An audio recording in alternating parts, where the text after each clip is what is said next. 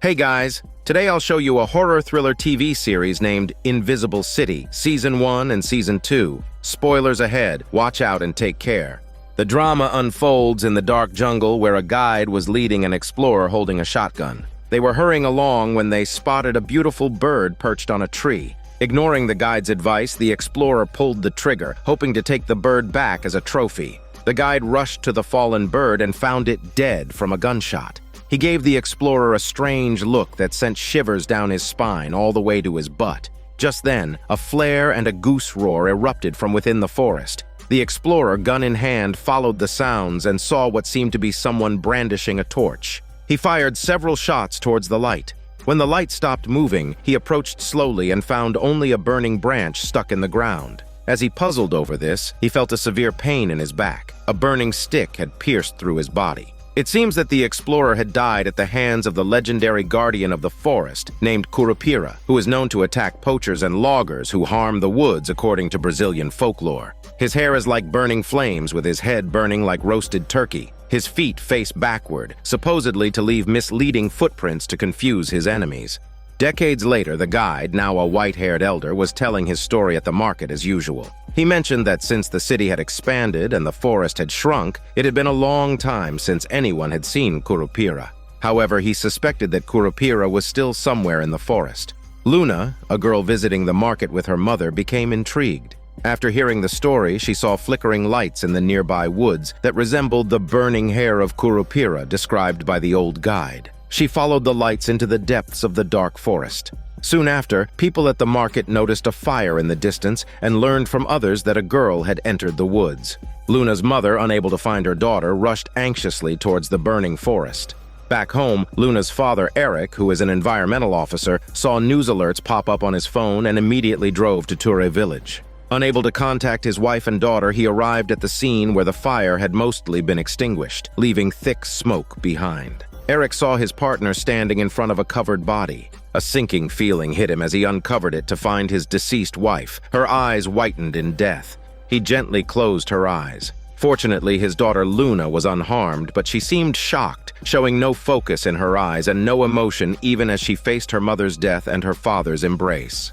A few days later, Eric returned to the police station, where his colleagues expressed their sympathy for his loss. He wanted to investigate the cause of the fire that killed his wife, but his superior could not determine its origin, ruling it an accidental fire. He advised him to take a few more days off to cope with his grief. Upon returning home early, Eric discovered Luna hiding something in the wardrobe. Upon inspection, he found a box filled with photos and newspapers about her mother, who had dreamed of turning the area into a nature reserve. However, seeing the photos of the old guide with her mother, Luna became uncontrollably emotional and threw the box aside. At night, as Eric was getting ready for bed, he received a call from an unknown number. The caller claimed to know the truth behind his wife's death and asked to meet him. Compelled by this, Eric rushed to the agreed-upon dock at midnight, only to find it deserted. After returning home, Eric had a bizarre dream. He found himself in the dark woods, relentlessly chasing a pink dolphin. The dream ended abruptly when he was attacked by the creature, waking him up in pain. The nightmare felt incredibly real, and upon waking, Eric felt a burning pain in his waist, exactly where he had been attacked in the dream. The next morning, Eric went for a run at the dock, but images of his dead wife haunted him, refusing to fade. While running, he noticed a group of people gathered around a beached marine animal. Approaching them, he was shocked to find it was the same pink dolphin from his dream. Then, Eric saw a woman trying to take it away and immediately intervened, revealing his identity as an environmental officer. However, when he bent down to examine the dolphin, he looked up to find everyone had vanished without a trace. Confused, Eric called his partner to help him move the dolphin onto his truck with plans to take it to a vet for a necropsy. He also bought some ice to prevent the dolphin from decomposing. At that moment, they received a call from the sheriff, instructing them to head immediately to Ture village to address a case. Upon arrival, they discovered the beach littered with dead fish, the cause of which was unclear. The villagers' conversation caught Eric's attention. It turned out a developer intended to buy the land near Ture village. However, the villagers, who depended on fishing for their livelihood, were unwilling to relinquish the land left by their ancestors. The villagers were divided and heatedly debated the issue, also mentioning an ominous local legend. Eric spoke with the village elder and shared his officer identity. The elder expressed regret over his wife's fate, acknowledging she truly cared for the village. But when the topic of the unfortunate legend came up, the elder's demeanor changed, and he abruptly left. Eric began to suspect the developer, especially since a recent fire and a surge of dead fish seemed too fortunate for the developer. That same fire had claimed his wife's life, and Eric was determined not to overlook any clues as an officer. When he arrived at the vet's office, the doctor had already left for the day, instructing him to return tomorrow. As Eric was about to leave, he noticed a boy stealthily looking through the trunk of his car. The boy mentioned seeing a leak, which piqued his curiosity, but after leaving, he continued to watch Eric from a distance. Eric decided to take the dolphin home, and while he was showering, a gust of wind blew in, and the boy sneaked into Eric's house. He rummaged around while eating, only to be discovered by Luna. The boy performed a magic trick for Luna, turning a cookie into a different shape, but fled when he heard Eric's voice. In his haste, his prosthetic leg fell off. He hopped away, disappearing like a wisp of wind. Luna hid his prosthetic leg under a table and returned to her bed, asking to hear a Brazilian folklore story. Eric read her a tale about a boy named Sachi, a one-legged mischief maker with a magical red cape that allowed him to vanish or appear at will. At midnight, an alarm from Eric's car startled the one-legged boy, who swiftly disappeared. When Eric went outside, he found no one around. He opened the trunk to check on the dolphin, but shockingly, he found a man's body instead. Terrified, he closed the trunk, but upon reopening it, the scene was unchanged. Believing he was being framed, Eric looked around but saw no one. He reopened the trunk to find the man's eyes turned white, eerily similar to his wife's appearance in death, as if his soul had been suddenly drained. The more Eric looked, the more he realized he had seen this man before. He checked a video his wife had sent the night she died, and sure enough, the man was there. The hidden boy, realizing his identity was compromised, had no chance to retrieve the body and vanished like a gust of wind. Recalling the ominous legend mentioned by the village elder, Eric looked at a photo from his wife's news report and saw the man standing next to them. After altering his car's license plate, Eric drove the man's body to a forest near Tour Village and burned all his clothes to eliminate any evidence. Early the next morning, Eric went online to research local legends about river dolphins. According to legend, pregnant female river dolphins disguise themselves as handsome men to seduce lone human women. Before he could delve deeper, he received a call from his partner, informing him that a murder had occurred in Tour Village. Thus, Eric found himself back in the forest where he had dumped the man's body the previous night. He wondered how the body had been discovered so quickly. The partner told him that the homicide squad received an anonymous tip, and since the body was found in the forest, the environmental police also got involved. The eyewitness who found the body was the village elder, who was reluctant to say much when questioned by Eric. Upon their arrival in Tour Village, some villagers were already packing up to leave. However, seeing the detective, Eric made them walk away. Eric saw a pregnant woman enter a room. He knocked on her door, and when she saw a photograph of the man, she became emotional, closed the door, and asked him to leave.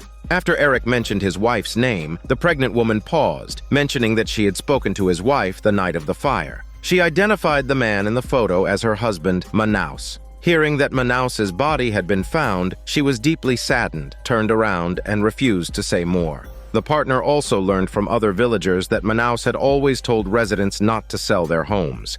Eric and his partner then went to the morgue, where the coroner informed them that the deceased had a strange hole in his skull and that the cause of death would be known after the autopsy. Wearing gloves, Eric lifted the man's eyelids, and the pale appearance of his eyes sent shivers down everyone's spine to their smelly butt. He persuaded his partner to join him in investigating this case, noting that both his wife and the man had the same white-eyed appearance after death, suggesting a connection. They returned to the police station to convince their superior, although the murder case was not typically within the jurisdiction of the environmental police. Eric shared his findings that the deceased man had opposed the land sale in Tour Village and suspected foul play by developers, who might resort to poisoning fish and setting fires to forests to drive out villagers. However, the superior considered this mere speculation, possibly influenced by his grief over his wife's death, and denied his request, instructing the partner to keep an eye on him. Meanwhile, in the town morgue, a security guard noticed the surveillance camera was blocked by a large butterfly, which he could not disperse. The corridor lights began to flicker, and another butterfly flew towards him, transforming into a sexy witch in the flickering light. The witch casually mentioned his name and began singing a baby lullaby, treating the old guard like a baby and causing him to fall into a piggy sleep. After that, the witch entered the morgue, lifted the white sheet from Manaus's body, and after a long moment of silence, was startled when she lifted his eyelids. She remembered seeing him last at her bar, where the drunk Manaus claimed he had something important to tell her. Taking it as drunken babble, she ignored his smelly bullshit, only to find him now as a cold corpse. Lifting the sheet from his body released countless butterflies that enveloped Manaus completely. With a chant, the butterflies and Manaus's body vanished into thin air. A second later, the witch was back in the bar, recounting how Manaus's eyes were white as if his soul had been drawn out, indicating imminent danger. She suspected Officer Eric, who might have dumped the body, could be linked to this mysterious affair. The next day, Manaus's wife came to the police station to find Eric. She mentioned that her friend Joao was there yesterday and couldn't say much more. She and Joao had grown up together, childhood sweethearts. But then, a construction development company came and they couldn't agree. One day, Joao returned to the village, dressed sharply as if he were a completely different person, trying to persuade her and the other villagers to leave. Their disagreement ended badly. At that time, she met Manaus, who shared her belief that the forest was humanity's real treasure. They both opposed the developers' plans to transform the village.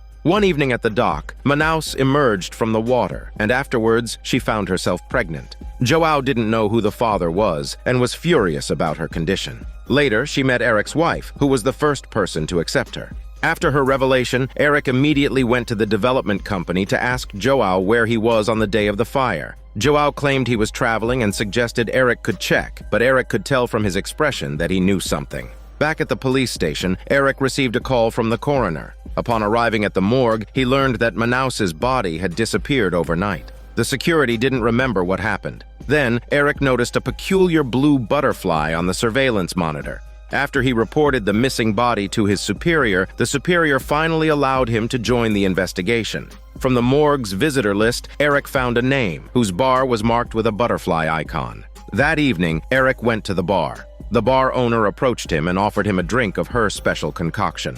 As Eric drank, he was drawn by a song and realized that the bar's singer was the same woman, Camilla, who had wanted to take away the pink dolphin the other day. It seemed he was mesmerized by the song, and the next second, the bar was empty, leaving just him and her. Camilla told Eric she could reveal the truth to him, but it was a point of no return and he should be prepared. While subconsciously answering her questions, Eric followed her out of the bar. He revealed that he had dumped Manaus's body in the forest to be able to investigate his death himself, suspecting that his wife and Manaus were killed by the same person. They walked into the sea together, and it was only then that Eric snapped back to reality, realizing the sea had risen to his neck. Panicked, he looked around, but the next second, he was pulled into the sea. Vaguely, he felt Camilla transform into a sexy mermaid and lured him deeper into the ocean. The next day, Eric woke up on the beach unsure of what had happened. He went back to the bar to find the bar singer Camilla, but the bearded doorman wouldn't let him in and mentioned Camilla wasn't there.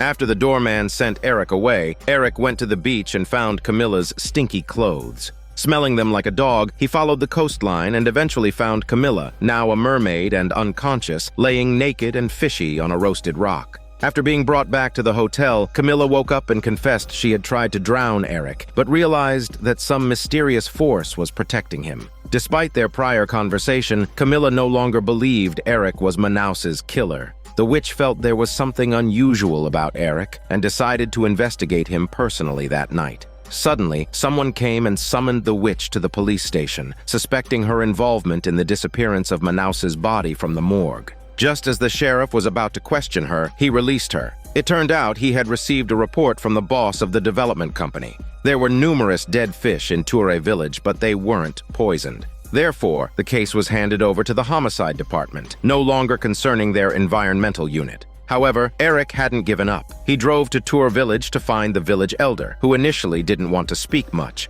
But after Eric mentioned seeing a man transformed from a dolphin and a murderous mermaid, the village elder revealed the truth. Besides humans, there were mythical creatures known as entities, beings that could morph into human form, secretly living among people.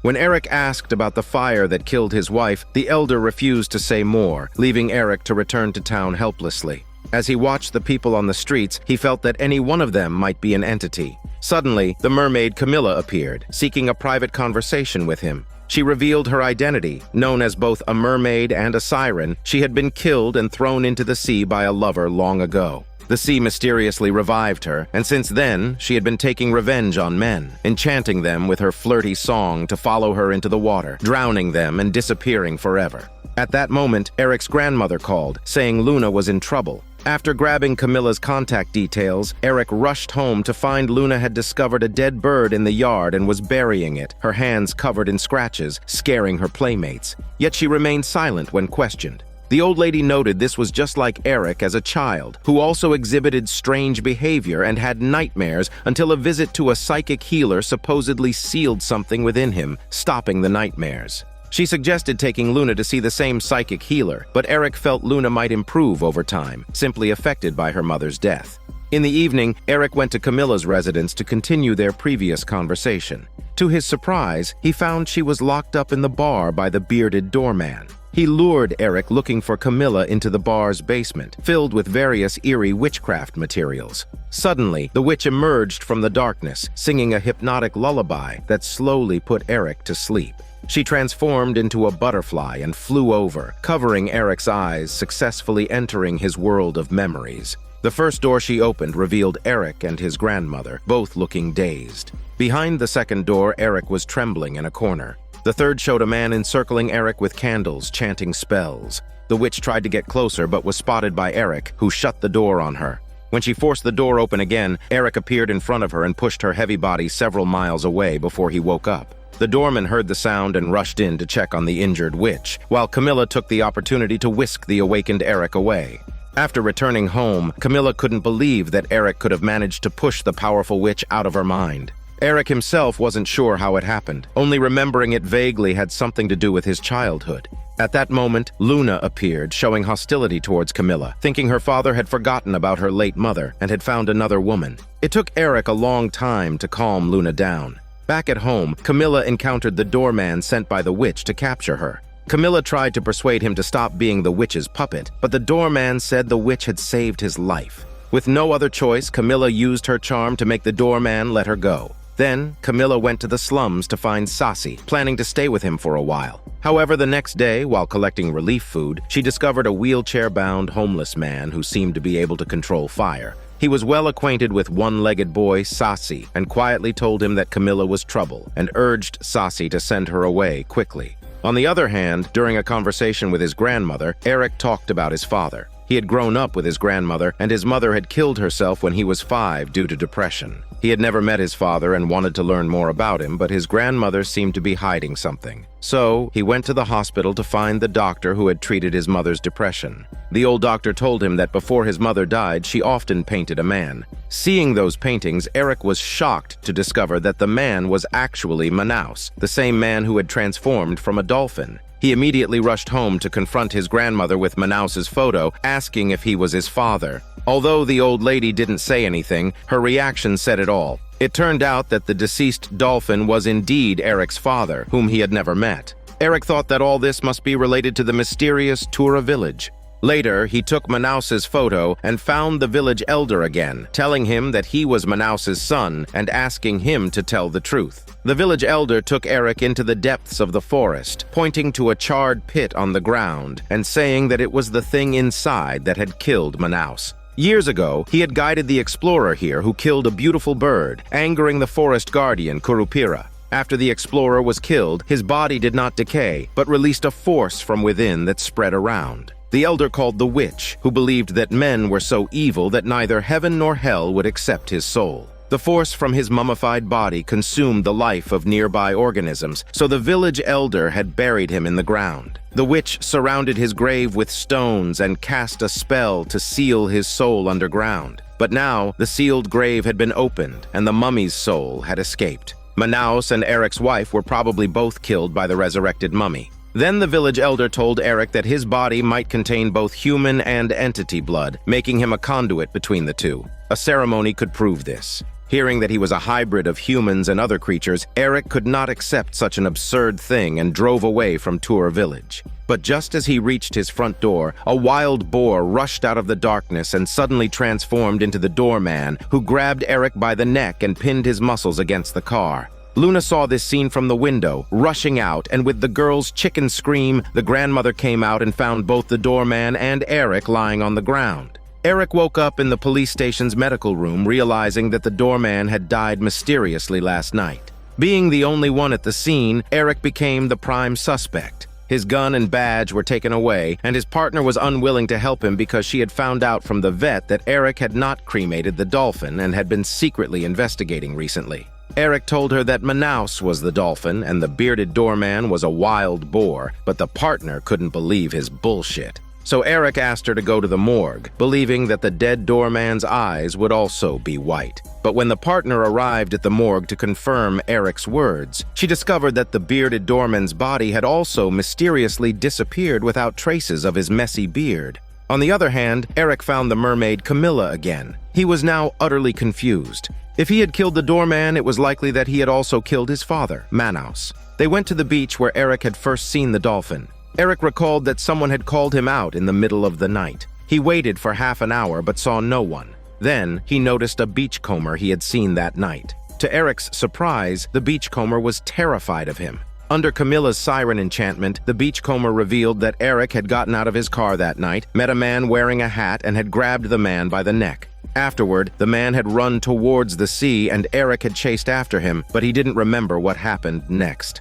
Seeking the truth, Eric returned to Tour Village and agreed to undergo the ritual the village elder had proposed. As the ritual proceeded, Eric gradually sank into the ground. When he awoke, he found himself lying on the beach, his face covered in dust. He slowly recalled the events of that night. It turns out, Eric took his daughter to the pier, where Manaus approached and recognized Eric's wife, revealing that he was also present when she died. He had seen a fire in the jungle and rushed there, only to find a little girl standing among the trees, her eyes unnaturally white, and Eric's wife lying dead at her feet. At that moment, Luna in the car woke up and looked at Eric. Under her control, Eric violently grabbed Manaus's neck. Manaus struggled desperately and punched Eric in the waist before running towards the beach. He tried to escape into the sea, but Eric caught up to him. Eric held his arms, and Luna appeared in front of Manaus, consuming his soul. Just like that, Manaus turned into a corpse with unnaturally white eyes, and Eric and his daughter returned to the car as if nothing had happened.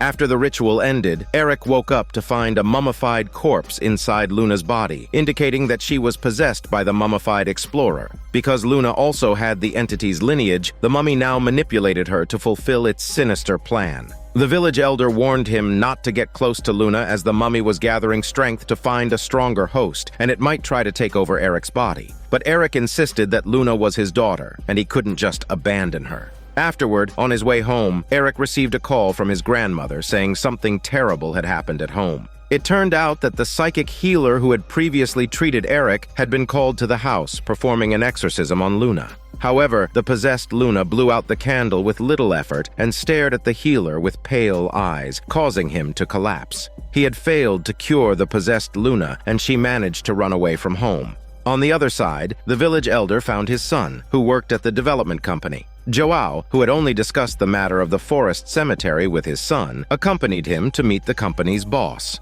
Unexpectedly, they saw a photo of the explorer behind the boss. It turned out that the mummified explorer was indeed the boss's father, and the boss was behind all the mischief. That night, the boss not only set fire to the forest near Tura village to create chaos, but also seized the opportunity to dig up the grave, releasing his father's evil spirit. Now possessed by the spirit, Luna roamed the streets and, using her charm, found an old woman to guide her to the slums where Sasi lived. The mummified explorer had learned from her that Sasi knew the legendary creature Curupira, the one who had killed himself in the woods, and he was determined to seek revenge. As they reached a street corner, Sasi suddenly remembered something and told Luna that Curupira wasn't there today and that they should come back another time. Luna's eyes turned pale upon hearing this, revealing her possession by the mummy. After spending half the day wandering around, Sasi realized Luna was possessed and led her to an abandoned building. When she noticed they were about to go up the stairs, she sensed something was wrong, knowing that Curupira was supposed to be masquerading as a wheelchair-bound vagrant.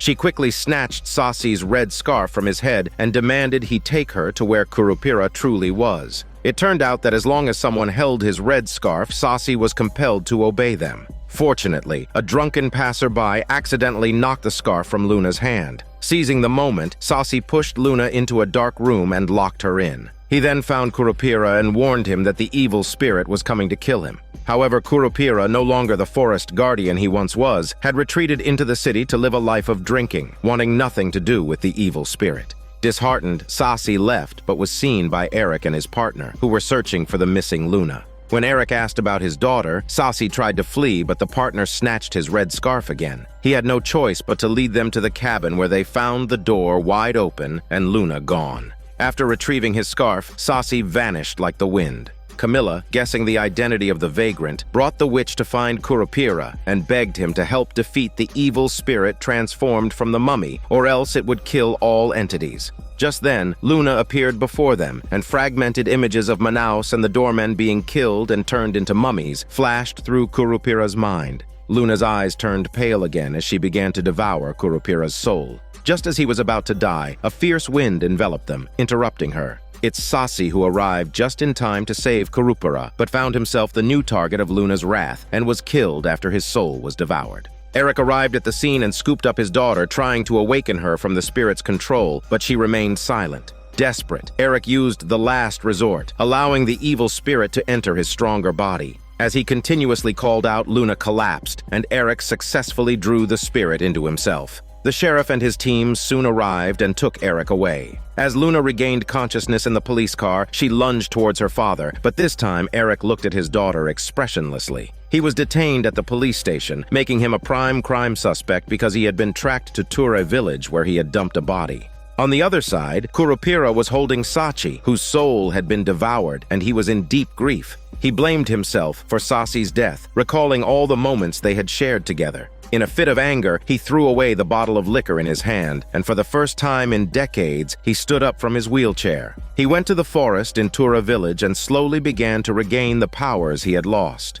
On the other side, Camilla arrived at the police station, charming all the officers and taking the detained Eric with her, hoping to find the possessed Luna. However, on the way to Ture village, Camilla finally realized that the evil spirit had already transferred itself into Eric. When the sheriff returned to the station, he found everyone as if they had been frozen in place, motionless. Eric was nowhere to be found, and he immediately contacted the partner. At that time, the partner and the witch were at Eric's house. The witch guessed that possessed Eric must have gone to Ture village to seek revenge on Kurupira, so they immediately drove there. In the forest of Ture village, Eric and Camilla kept searching for Kurupira. Camilla tried to persuade Eric to regain consciousness, but was attacked by the soul-devouring spirit. Fortunately, Kurupira appeared in time, distracting him. While making noises, he led Eric deeper into the jungle. The village elder and Joao also came to the forest, wanting to help. At this moment, Kurupira's head was ablaze with flames as he ran through the woods, reminiscent of the scene decades ago before the greedy explorer was killed.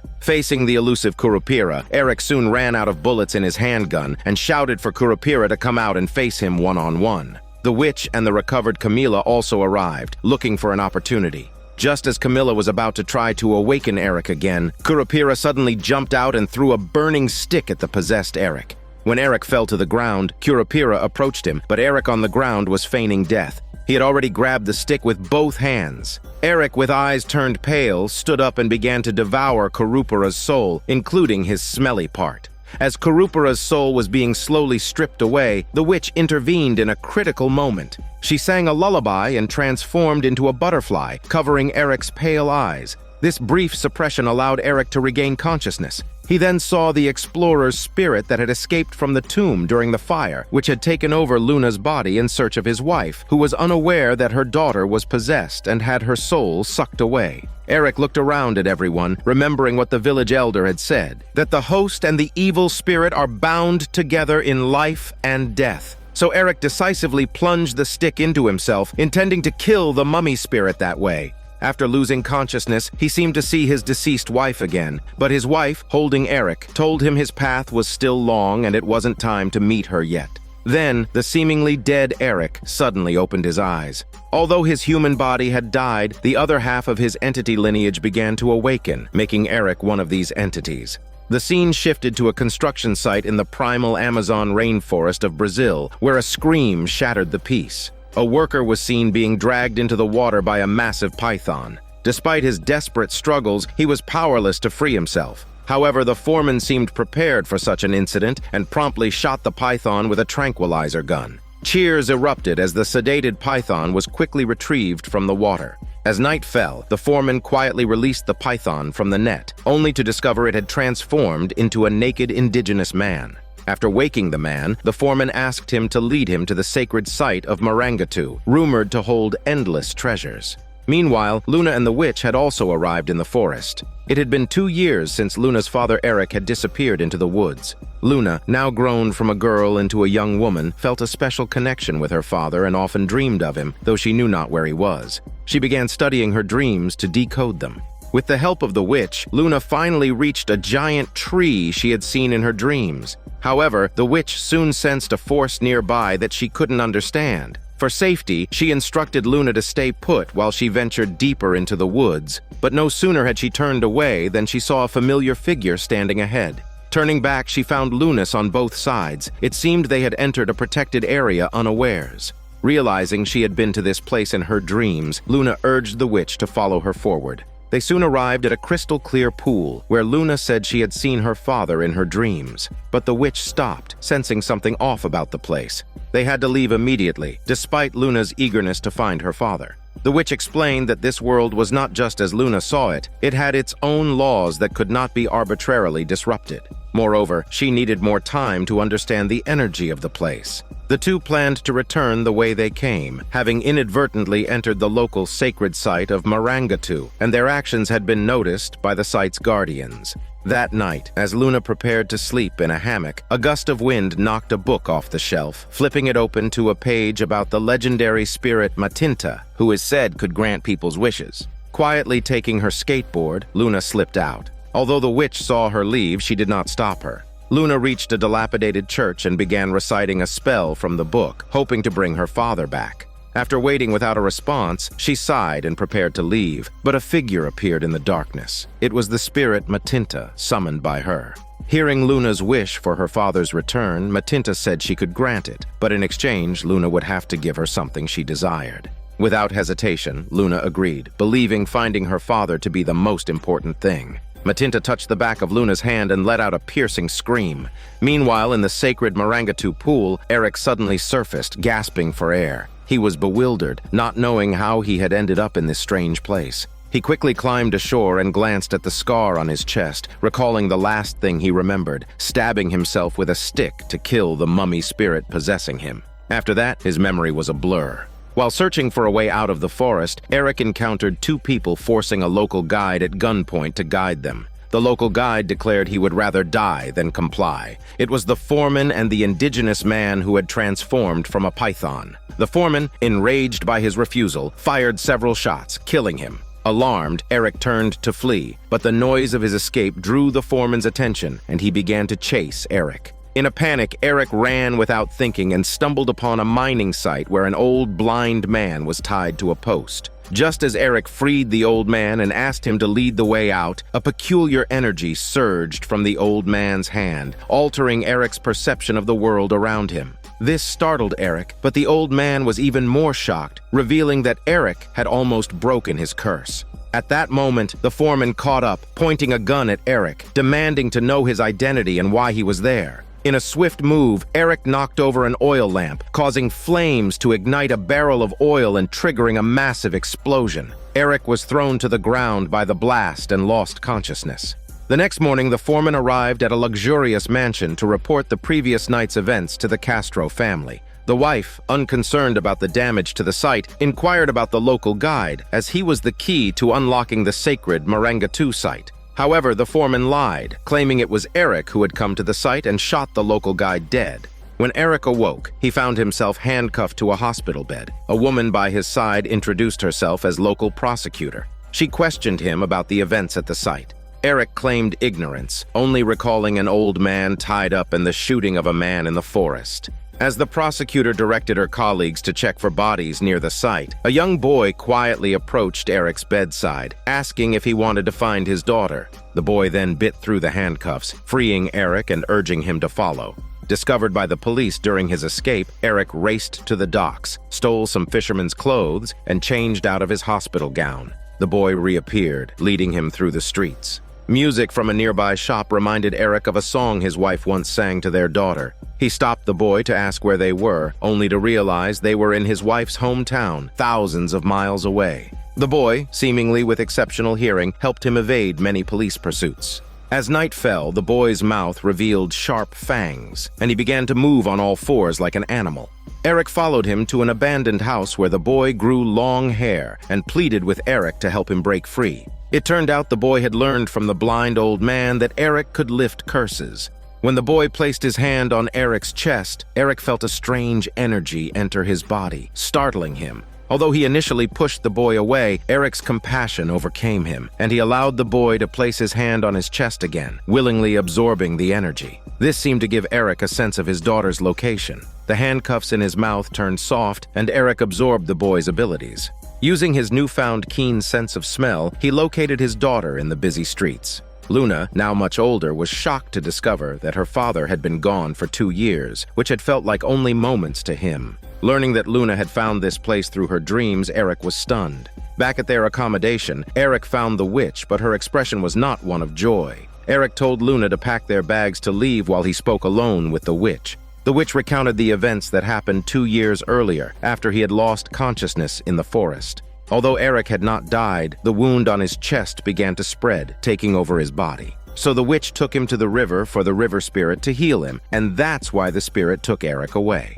Now that Eric had returned, he was a part of the entities, just like Luna. However, Eric expressed his regrets about missing Luna's childhood and his grandmother's funeral. He did not want Luna to end up like him, determined to distance himself from the entities and return to his previous life. At that moment, Eric noticed his nose beginning to bleed. Meanwhile, in the next room where Luna was packing her bags, the figure of Matinta appeared. Now that Luna's father had returned, Matinta came to take what she desired in exchange, which shockingly turned out to be Luna herself. When Eric heard his daughter's screams and entered the room, Luna had already vanished. A white owl stood on the table, looking at Eric before it flew away after letting out a piercing screech. Frustrated, Eric punched a pillar, breaking it, but the wound on his hand healed visibly fast. The witch told him that he had absorbed the werewolf's power within the boy. Eric asked the witch why the boy knew Luna and who Matinta was. The witch claimed ignorance, but Eric, with his keen hearing, detected her accelerated heartbeat, suggesting she was lying and hiding something from him. Just as Eric was about to search for his daughter, the witch began to use her powers to hypnotize him. However, instead of falling asleep to the hypnotic tune, Eric suddenly woke up, grabbed the witch by her chicken throat, and stopped her singing. Now endowed with werewolf powers, Eric began his journey to find his daughter, and it seemed some sinister curse lingered over his wife's hometown. The scene shifts to somewhere else in the woods, where the witch gently blew on a feather in her palm, which floated up and transformed into the legendary Matinta. The witch came to summon Matinta not to inquire where Luna had been taken, but because Eric could steal powers from other entities, which greatly unsettled her. After touching the witch, Matinta seemed to sense something and told her that everything was destined. On the other side, Eric planned to find the werewolf boy to look for clues. He met a man who had greeted the boy earlier and agreed to take him to the boy's home the next day. When Eric followed the man to the werewolf boy's house, he met his mother, who revealed she had not seen her son for a year. It's then revealed that the boy had awakened his werewolf talents while swimming in the river on his 13th birthday. Confused and covered in hair, he hid in his room until his angry father burst in and attempted to beat him with a shoe. The boy, now with sharp fangs, struck back. The family believed their son was possessed by an evil spirit and summoned a priest, but a viper woman with vertical pupils accompanied him. Once the boy's mother saw her pupils, she found herself unable to refuse the viper woman named Deborah. Thus, Deborah and the priest took the werewolf boy away, and she had not seen her son since.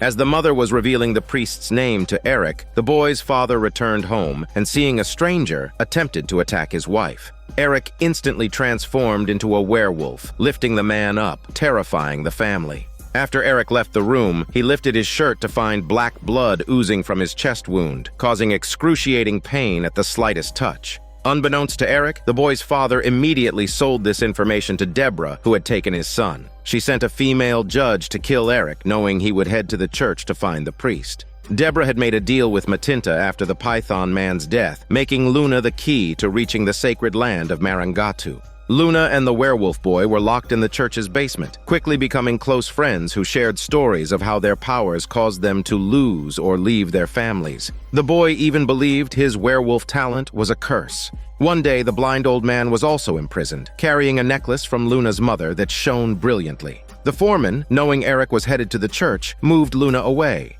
As Eric chased the car, he suddenly felt a sharp pain in his chest and could barely breathe. Just then, a fire enveloped him from behind, and the foreman, prepared to shoot Eric, froze in shock as a fiery Ferrari horse appeared on the street, racing towards them. Saved by the fire horse, Eric reached the church and found the priest with the judge, who had transformed into the fiery horse. They agreed to help Eric find his daughter if he would help remove their fire horse curse, just as he had helped the werewolf boy. When the witch entered, she clarified that it was not a curse, and that Deborah of the Castro family had captured Luna, intending to take the gold of the sacred Marangatu, and they planned to hold an auction that very night to gain entry to the sacred land. This was Eric's only chance to rescue his daughter. After hypnotizing a couple of the auction guests, the witch and Eric stealthily entered the mansion to find his daughter. At the auction, Castro revealed a photograph of his father, who had once reached Marangatu and amassed great wealth. Since then, Marangatu had closed off to the outside world, and no one had been able to locate it.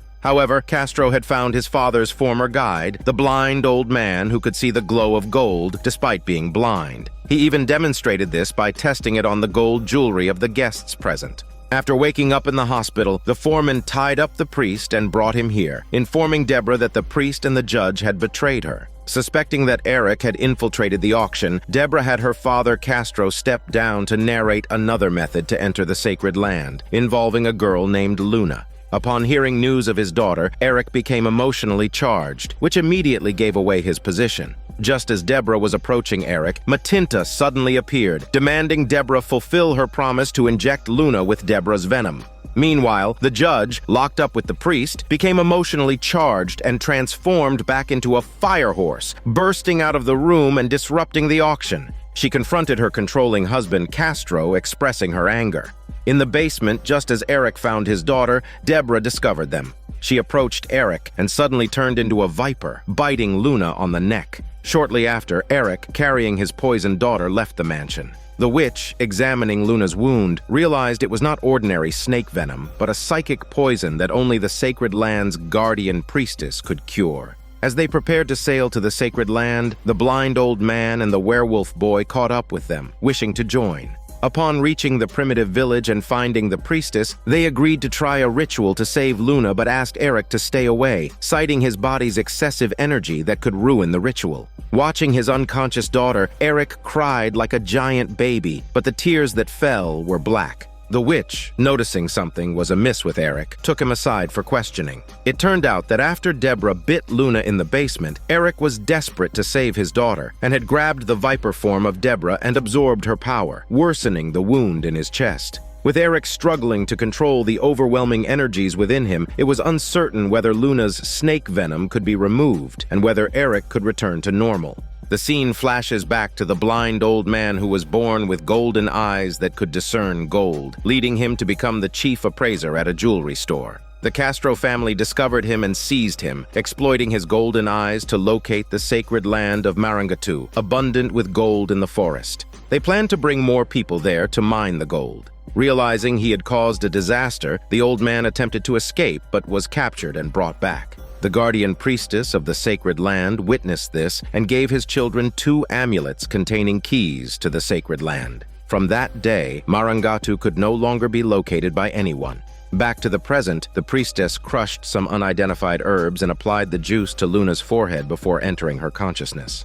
Luna had always been terrified of snakes, and now, affected by snake venom, she curled up in her bed, unresponsive even to the priestess's calls. Outside, Eric, using his viper abilities, sensed his daughter's body temperature dropping and grew anxious, but he feared disrupting the ritual and did not approach. The witch approached the unconscious Luna, entered her dreams, and reminded her of her mother's words, that snakes symbolize transformation and are sacred in their homeland. The witch then took off her amulet and placed it on Luna.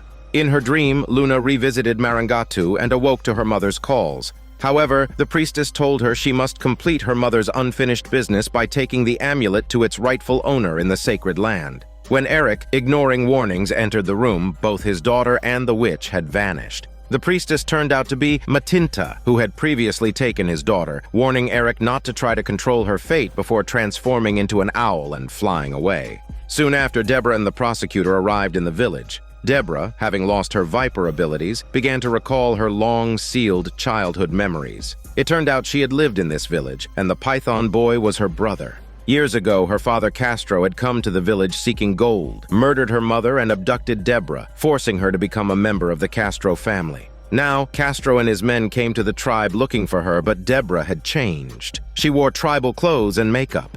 Meanwhile, Eric, trying to catch up with his daughter in the jungle, was stopped by the blind old man and the werewolf boy. Using his viper abilities, Eric learned from the werewolf boy that his daughter had gone to Marangatu. The blind old man said it was a sacred place he couldn't bring him to, but Eric grabbed his arm and began absorbing his golden eye ability, wanting to use it to find the sacred land himself. After the blind old man's ability was absorbed, the witch sensed the energy change and decided Luna should go to the sacred land herself while she stayed to stop Eric. Eric soon caught up, regretting that his daughter could have led an ordinary life if not for them forcing her to join them. The witch believed Eric was no longer himself, overwhelmed by chaotic energy, and began singing a lullaby to put him to sleep. However, Eric, now completely out of control, grabbed her hand and placed it on his chest, beginning to absorb her power, all part of Matinta and the witch's plan. In a vision, Eric saw the moment the priestess became the owl spirit Matinta and the disguised passers-by who had once given him directions. The priestess led Eric to a room where a young wife sat holding a necklace.